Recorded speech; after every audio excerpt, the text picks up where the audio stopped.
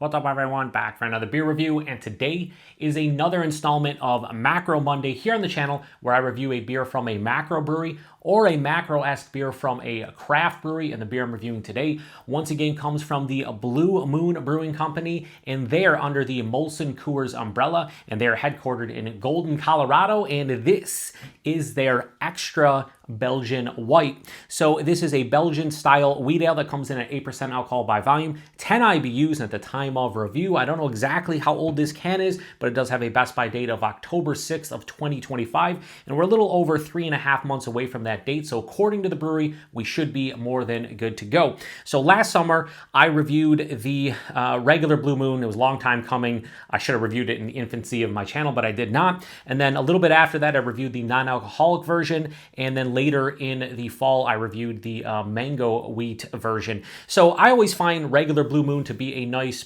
beginner / introductory Belgian-style Witbier. The non-alcoholic version didn't taste anything like the base Blue Moon. Didn't even taste like a beer. It tasted like an orange soda pop, but I did enjoy it. And the mango wheat just tasted like a really good fruited wheat ale. I really enjoyed it. And after I did those reviews, a couple people recommended this one to me, and I had no idea it existed. Yet here we are. So not only is this an imperialized version of the regular Blue Moon, but it's in a 19.2 fluid ounce stovepipe can. These stovepipe cans have been all the rage the last couple years. So Blue Moon decided to put an imperialized version of their Belgian White in a huge can for whatever. And I think this is the only vessel it currently comes in. I could be wrong, so please correct me if I am, but I've only ever seen it in this big ass can. So on the label here, it says brightly brewed to 8%, and it says with Valencia orange peel. The base one has that. I think they use coriander as well. So I'm probably going to spill some of this because it is a bigger can, and I always seem to duff it, whether it's a crawler or a big 24 fluid ounce can. We will see. Pour it into the hashtag kind of proper glassware. Probably not for this beer specifically, but we're going to give it a go. So let's give it a pour here. I'm going to go a little aggressive because I do want a decent head, and I believe I went maybe a little too aggressive to get that head. Yeah, look at that pour. Perfection. Not really, not even close. But yeah, so if you've had this one before, please post in the comment section. Let me know what you think about it, even before I start getting in the review, because to me, anybody that, and I do have friends that enjoy this beer, and it's like one of their gateway beers into craft beer. I've never heard anybody ask for an imperialized version. Not to say that they shouldn't brew this. I'm just saying I never heard anybody be like, it'd be cool, an 8% version of Blue Moon. I've never heard that before, but here we are. So how does that look? Yeah, it looks like Blue Moon. Has that hazy orange color. Kind of looks, more like a, I would say more like a, like a hazy IPA, because that's kind of what Witbiers and even German Hefeweizens kind of have. They have that, kind of turbid and opaque color to it. Beautiful 3 fingers of an infinitely creamy heady, because I poured that head I poured the beer aggressively. We have a huge head, but I think honestly it looks really nice in the glass. Not a great proper pour, but I think that just looks like a really good beer. So let's get a nose. Well, the one good thing is I cannot detect 8% on the nose whatsoever. There's no kind of ethanol booziness. Just kind of smells like a little bit more robust and intense Blue Moon, which I'm here for. So it has the typical, wheat characteristics you get from the base grain. It also has a very bright orange character, juicy orange, a little bit of a zestiness, the peel. Maybe a little bit of that coriander, that kind of yeast character. Yeah, more of a phenolic, coriander, clove. Just has, I would say, a generic spiciness. You could lean more towards coriander, but for me, if I was doing this blind, I'd just say generic spiciness. Maybe a touch of a lemon, maybe a lemongrass or something. A touch of bubblegum. I'm going to pour a little bit more in here because it is starting to dissipate a little bit. But, it smells kind of like base Blue Moon, with the difference being, of course, that it's 8%. And, if they can make this one taste like regular Blue Moon, but at a higher ABV, now look at that pour. Now this, my friends, is what this beer should look like. Look at that fucking thing. That looks beautiful. Beautiful looking beer. No questions asked. Anyway, I want to get into it, so cheers, everyone.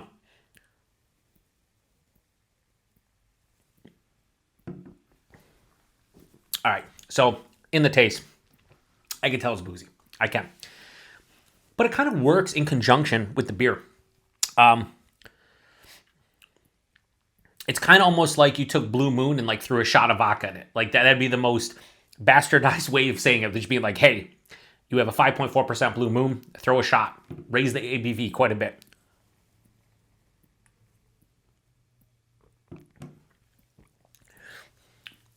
The body's a little bit bigger. I'd say like maybe medium, higher side of medium at 8%. You kind of expect that, I think, at the percentage, plus the fact that it's a wheat beer, and it really does help out with the body and mouthfeel. So body is, I think, perfect for what they're going for.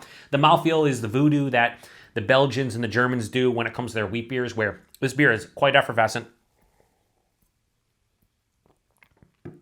Very spritzy on the tongue at the front of the palate, but it smooths out as it goes through. And then there's a nice like accentuation of there's a creaminess on like the sides of the tongue, and it kind of just all comes together and finish. Mouthfeel is one of the best things about this beer. The taste, I'll be honest with you, maybe I was expecting more because of the ABV and thinking, hey, they're going to make everything a little bit more boisterous and vibrant. Not as much. It just feels a little heftier as I drink this. So you notice the bigger body, the better mouthfeel. But really, it's just an omnipresent, big orange blast, juicy orange, zesty orange, orange peel, a little bit of like a bittering, like pithy kind of feel as well. That's omnipresent, like I said. There's an underlying wheat character from the grain because it is a wheat beer. So you get the orange, you get the wheat.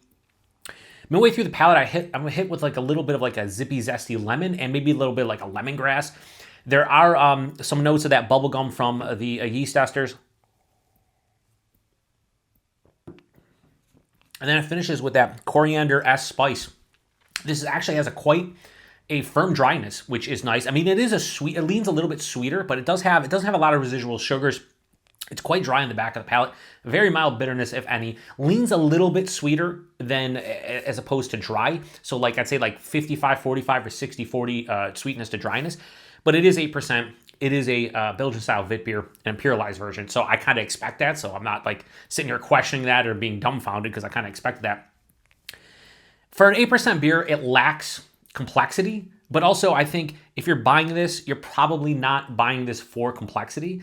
I mean, I've noticed a lot of people who just, buy the stovepipe cans of like some of the bigger like Imperial IPAs and whatnot. They just want to buy one or two of those cans and enjoy the night for a very good value, right? You buy a couple of the stovepipes, spend under probably like, $5 to $8 depending on the beer. And two of these would definitely get you going. And for me, two of these, I would get going and then I'd be done. But I do think that while I can tell this is higher ABV, it's a little bit of warming in my chest and a little bit of alcohol stringency on the palate. It's not like, I can't perceive it to be a negative because, I don't know, I just kind of expect it. And also it's not really bothering me as much as I thought it would. As you can see, I drank quite a bit of this so far. I mean, this is very easy drinking. Is it like, my favorite Belgian-style Witbier or anything like that? No, and it never was going to be because, again, I typically give the base Blue Moon a 3.5, 3.6. Higher end would be a 3.75 if I was really, digging it out of 5. So this isn't going to be substantially higher than that, but I would say this. If you're somebody who likes regular Blue Moon and you can handle a little bit of booziness in the taste, not everyone's going to get that. I'm picking up on it, and I rarely do. I mean, I drink 8% beers. Probably on average, you probably see like a 7.5%. If you average all my beers together that I review on the channel, probably 7 to 8, somewhere in that range. And I can count, on one hand, probably percentage-wise, the amount of times I get like actual alcohol on the palate for something that's around 8%. So it doesn't necessarily hide the alcohol, but it's not astringent enough or there's not too much of a presence where like I'm kind of, So I think this is pretty good. It's pretty solid. Not going to go crazy over this one, but listen, it's not bad. Again, if you're somebody who likes regular Blue Moon and you just want to have a good time, pick up a can or two of this, especially for the value, and you'll have a great time. So rating on this one, I give the regular, when I reviewed, I gave it around a 3.6, I think. So I'm going to go a little higher with this one. So Blue Moon's Extra Belgian White, the 8% behemoth in these stovepipe cans. I'm going to give this one a very solid, we'll go straight 3.75 out of 5. I think that's a fair score for this, honestly. Yeah, it's fine. I mean, it is what it is. Put it this way. This is exactly who I thought it was. Shout out to Dennis Green. They are who we thought they are, or thought they were, and we let them off the hook. If anybody watches football in the last 20 years, you'll get the reference, but this is exactly what I thought it was going to be, and I'm not surprised by it. Price point availability, $2.99 I paid for that can. You might find it a little bit cheaper, maybe it's slightly more expensive, but for $3, You get almost 2 full 12-ounce cans, almost, 5 ounces short or so, a little bit under 5 ounces, but it's 8%. You buy 2 of these for $6, and like I said, you're having a great time, like an absolutely great time. So, I can't really, the price point's awesome, honestly. And the availability, it's Blue Moon. You probably should see this one. And again, you're going to see it in the area at the stores where you do see the stovepipe cans, because that's what it comes in. They do have the nutritional facts, and I did realize, like I think it says 3 3/4 servings per. There's 5-ounce fluid ounce serving. It is 104 calories. So considering this is almost 4 servings, you're looking at around 400 calories for the entire can. So if you do drink 2 of them in one night to get your buzz on, 800 calories. That's a lot. That's a lot. Even one can being 400 is a lot. So keep that in mind. Craft beer is very high when it comes to the calories. And I'm very cognizant of that now, losing weight as I have over the past 4.5 months at this point. I gotta work this into my schedule. But anyway, I'm not gonna keep you any longer. If you've had this one before, please post in the comment section. Let me know what you thought about it.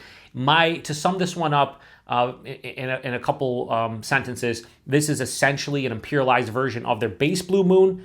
A little bit more alcohol, a little bit more flavor, better body and mouthfeel, but it's not gonna, I think, set the world on fire. But if you're somebody who likes Blue Moon, try it out. See what you think. Anyway, be looking forward to the comments. I'm curious, how people think about this one or what they think about this one, because I didn't know what to think about it. I just saw a couple people recommended it to me, and I was like, you know what? I'll give it a go at some point. Here we are. So appreciate everybody stopping by for another Macro Monday. Check back in like 3 or 4 weeks for another installment. And until then, cheers.